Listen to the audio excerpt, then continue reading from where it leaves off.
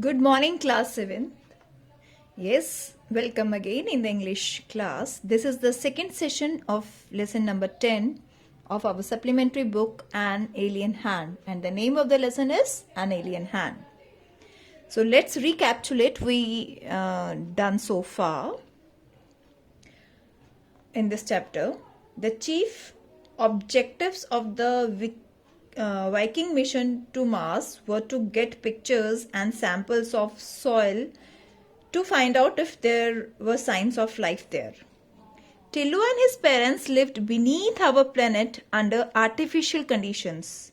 They were not allowed to go on the surface for two reasons. The air was too thin to breathe and the temperature was very low. So they lived beneath and in the artificial situation. Tillu's father was a part of that team. He used to go to work daily through a secret passage, but it was a forbidden route for the boy. Boy means Tillu. Tillu was curious to know about and see the sky. His mother would not let him go. And that day, Tillu's father was enjoying a short sleep at home. Tillu managed to pick up his security card. He went along the forbidden passage. So, this is what we have read. Now, let's begin today. A metal door barred his entry. Barred his entry means stopped his entry. But Tillu had watched his father slip the magic card into a slot. But he had observed that his father just slipped the magic card into that slot. He did the same. और उसने भी वही किया जैसे उसके father करते थे.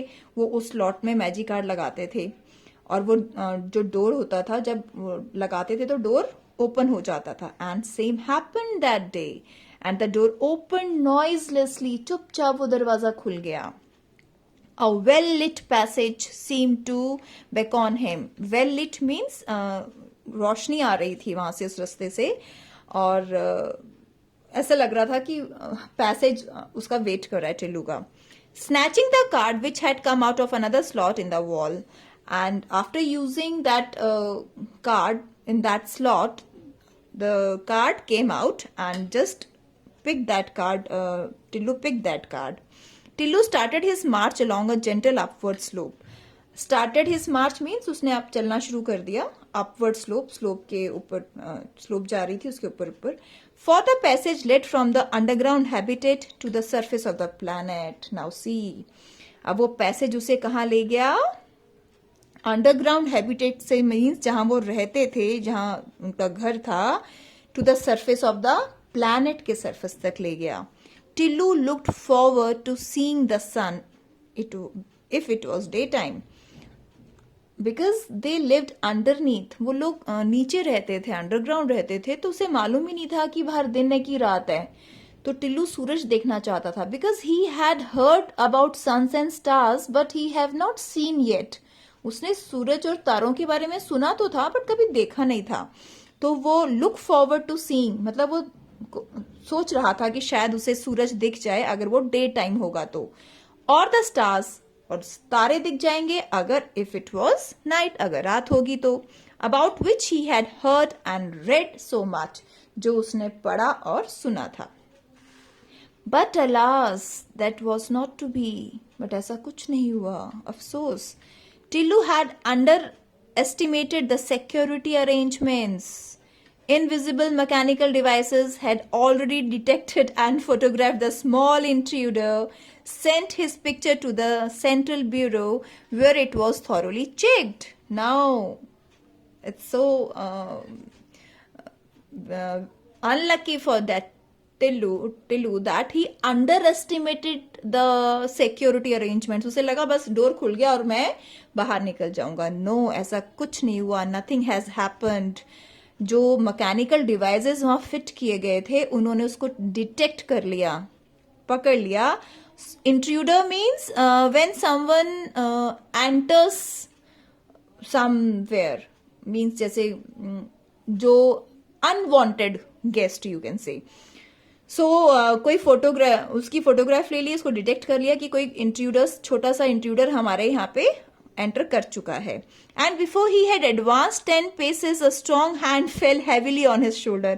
अभी उसने 10 कदम भी नहीं बढ़ाए थे, 10 paces a strong hand, एक बहुत मजबूत सा हाथ उसके शोल्डर पे आया. Gently but firmly he was escorted by the security staff back home to an anxious and angry mother. और उसके बाद उसको जिस हाथ ने पकड़ा उसको वो उसकी मदर के पास ले गए.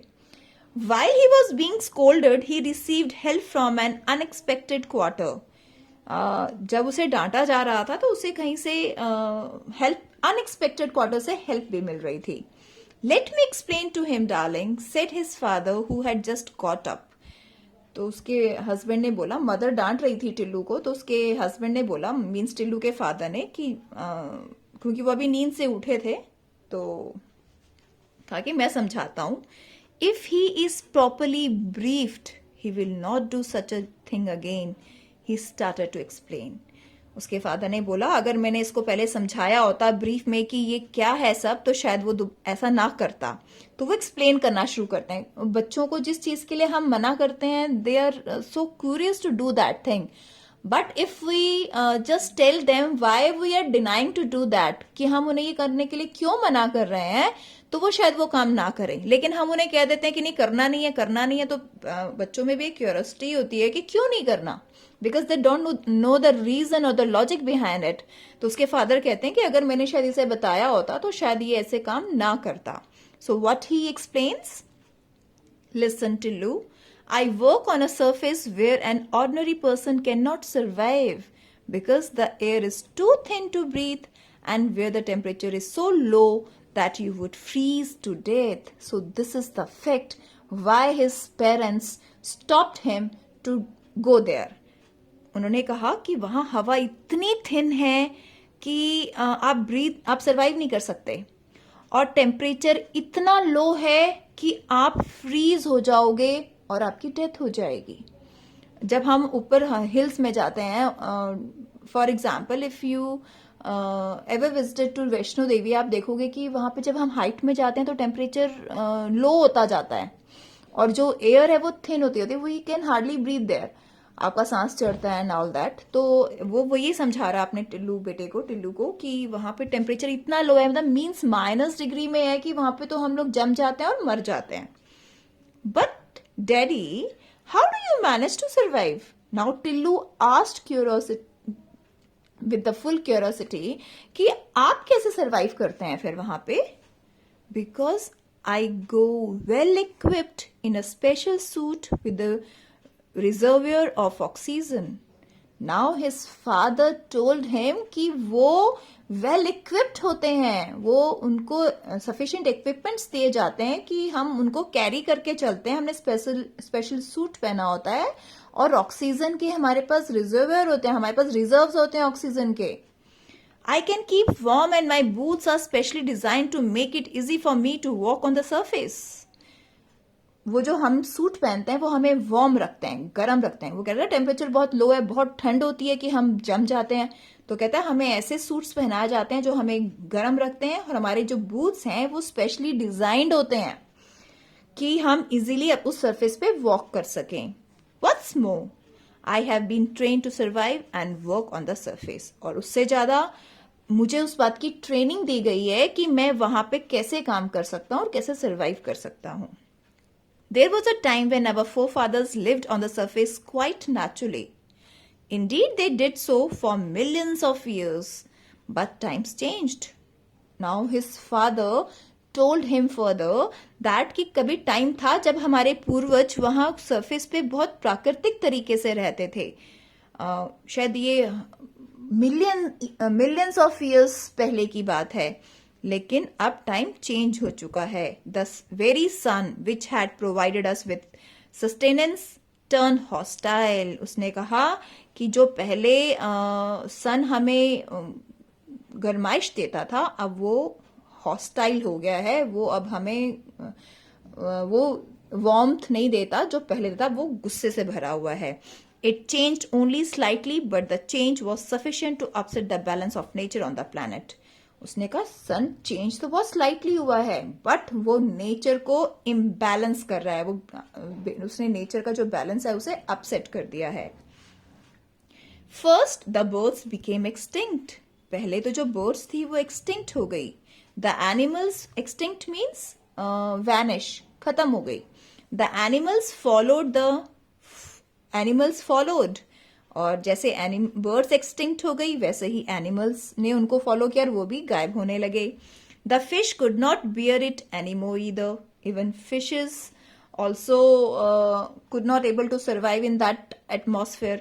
We managed to survive only because of our superior technology, but we were forced to live underground under artificial conditions. Now his father told Tillu that हमने किसी तरह survive करना manage तो किया, लेकिन क्योंकि हमारे पास superior technology थी, लेकिन artificial conditions में. Thanks to solar energy, we can generate sufficient power to make our life comfortable. And we really thanks to that solar energy, हम लोग बहुत शुक्रगुजार हैं कि हमारे पास सोलर एनर्जी है और हम उसे सफिशिएंट एनर्जी जनरेट कर लेते हैं. But the machines which make this possible must always be in good working conditions. लेकिन वो मशीन्स जो सोलर पावर से एनर्जी जनरेट करती है वो must be in working condition, must be in good working condition. वो हमेशा अच्छी कंडीशंस में रहें, तभी ऐसा पॉसिबल है. Some of them are on the surface, और कुछ सरफेस पे हैं. I belong to the team whose responsibility it is to keep watch on them and to service them.